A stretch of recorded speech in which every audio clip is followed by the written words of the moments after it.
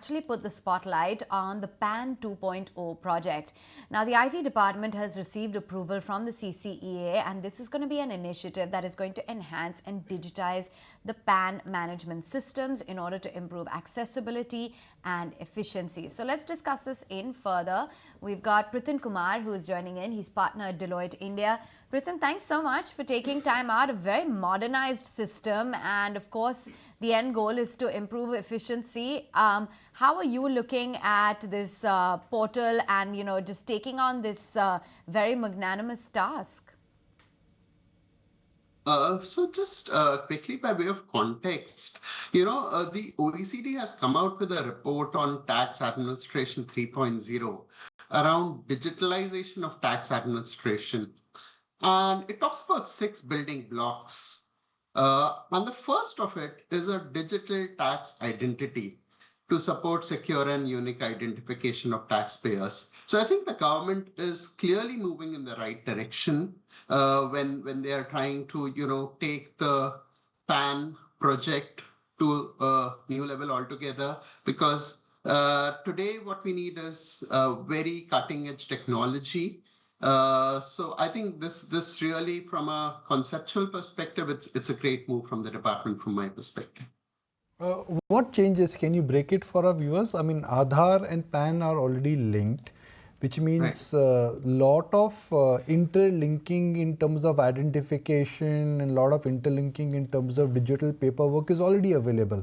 So is PAN 2.0 more like an old wine in a new bottle, or this is incrementally something which has a different architecture? Yes. So you're right. It's more to do with incremental benefits. So let me talk about it from two perspectives. What is in it for the tax administration and what is in it for the taxpayers per se?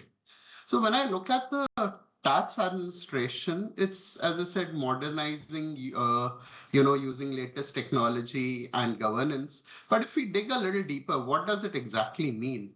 So there are a couple of things that, are very, very relevant from my perspective. First of all, today the entire process is on 3 different platforms.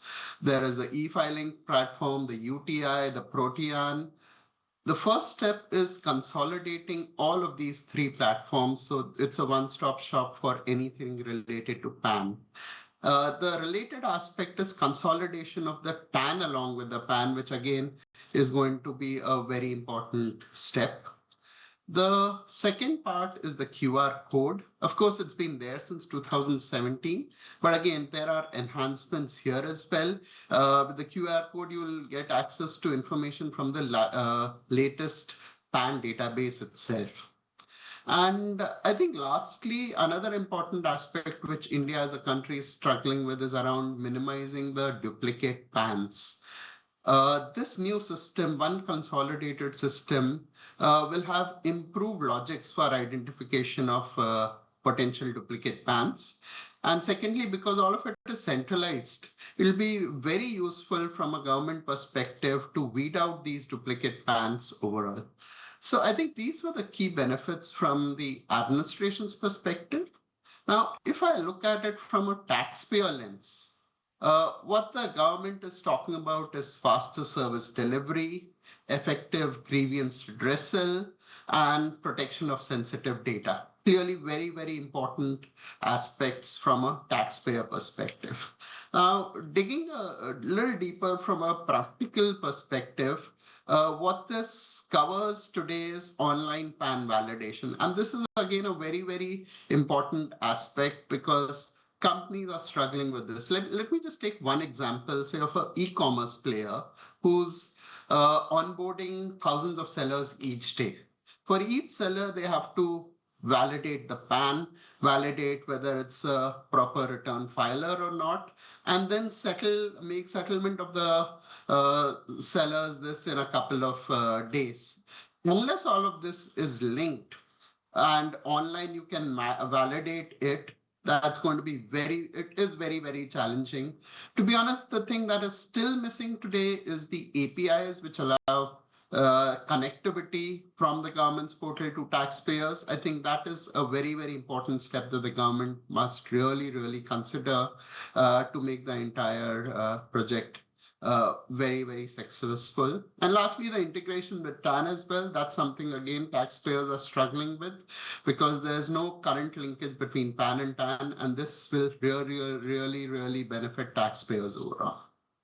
Sorry, a long answer, but I wanted to cover both aspects, the administration and the taxpayers. On your right, there is the NTPC green listing, which our viewers can see, and I'm just going to go back to that big picture. We'll go to National Stock Exchange. I mean, it's a government PSU which is listing its green business. And for me, that is more important. You know, government companies are known to be slow, difficult, hard to move. They don't pivot with the modern world. But here's NTPC Green. I mean, we are talking about digital infrastructure, governments made it. We are talking about ONDC, what a success it's been. So NTPC Green, I think, is going to be a stunning debut for this one in terms of what business it has to offer. I can argue about valuations. I can talk about the relevance in terms of the P multiple and book value. But for me, what is important here is that NTPC, which was always a power utility, coal fire thermal company, they've incubated a green company, and this in a sense is one of the first pure green power utility maker, which now sets as a benchmark for the entire sector per se. Mr. Kumar, we are a stock market channel. You'll appreciate that everything that moves in the world, our viewers, they like to connect with stock markets, how they can make money, which is the one who will gain, which is one business who will lose. If this entire PAN 2.0 has to be implemented in totality as an architecture, who would be the disproportionate beneficiary of it? And I'm going to elaborate on that question for the benefit of our viewers, even though I know you know the answer, which is that when Aadhaar got implemented, KYC, brokerages, mutual funds, they benefited.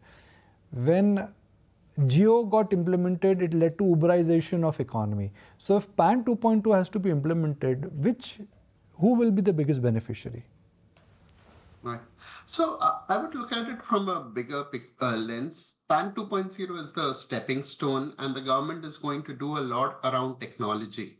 So I think the technology players are going to play a very, very important part in the entire process of helping the government in its technology journey. So I think the big tech players who are going to support the government in this entire process, they are the ones who are really going to benefit on this project, which is, I would say, a relatively small project, but in the long-term journey of the tax department digitalizing itself. But I just wanted to understand from a layman's perspective, do the existing PAN card holders have to now apply for a new PAN under this upgraded system? What happens with respect to the QR codes as well that will be enabled? Will the old ones still function as they did? Right. Yes, this is a very important aspect, but what we need to understand is a lot of this is happening at the back end. So in the front end, from a pure taxpayer's perspective, there is not going to be a real impact in terms of additional efforts from their end. So the existing PANs are still valid. PANs which have been issued after 2017 already have a QR code. The Aadhaar PAN linkage which has happened in the past will continue. So if as an individual taxpayer, you have got your Aadhaar PAN linkage done, you've got your address up to date, you've got your QR code enabled PAN card, there is absolutely nothing that you need to do at your end. It's more, as I said, things happening in the back end, which will help and facilitate taxpayers, but no additional burden for taxpayers per se. Okay. So Pritin, I have a PAN card which was issued to me before 2017. I can assure you that. Been working for 25 years, right? And I'm sure your PAN card is also old enough. So what happens to our PAN cards now? Do I need to go back, get it changed, get a photo clicked again, stand in a queue? I mean, how does it work? So today, as you rightly said, my PAN card is also not QR code enabled. So technically, Today, our PAN cards are valid. We don't need to do anything around it. We don't need to go and revalidate it. It's, as the government puts it, it's advisable to get the new QR enabled code, but the old one which we have can continue. If we want it, we just need to go and apply online. We don't need to go to any office physically to get it done. Even today, the process is there under PAN 1.0, as I call it, to get a QR enabled card. Just go to the portal. Of course, there are 3 portals. We need to figure out which one to go to. But after that, we just apply for a new PAN card and it will be delivered to our address. So no physical going and getting a photo clicked, etc. 2.0 PAN card in terms of an identification. I mean, PAN is not used for verification in terms of identity proof everywhere. I mean, it is still Aadhaar and voter ID. Now with this QR scan code, could that also change? My mind, at least as usage of PAN as a identification card is still not something that the government is talking about. You're right, it still continues to be Aadhaar primarily and other documents. PAN is not really a proof of, as accepted as a proof of identity overall. Maybe once they strengthen it over a period of time, it might change, but today, no, that will not change to the best of my knowledge with the PAN 2.0 project, at least at the moment. All right, Pritin, interesting times. Look forward to that PAN card with a scan code. One more thing to really look forward to. And thank you very much. First time I've interacted with you, so it was lovely talking to you. Thanks, Coach. Pleasure. If you like this video, then like, share and subscribe to ET Now.